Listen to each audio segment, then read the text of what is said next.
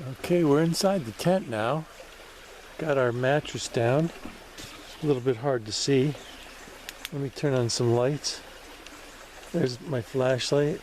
There's the mattress. There's the sleeping bag over there. Haven't unrolled that yet. The fire's pretty much died down.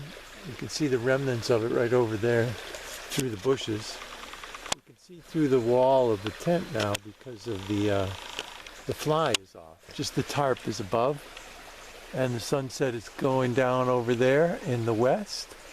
Kind of a nice light purple lavender sky tonight. And it's after 8. It's like 8:30. The sun's going down, so we're gonna call it a day and say goodnight to the fire. Say goodnight to the sun in the west, and say goodnight to the stars overhead. It's supposed to be a little bit cloudy and possibly rainy tomorrow, so not sure how much we're going to get done outside, but for now it's Holistic Travel Guide saying goodnight from Asheville, North Carolina.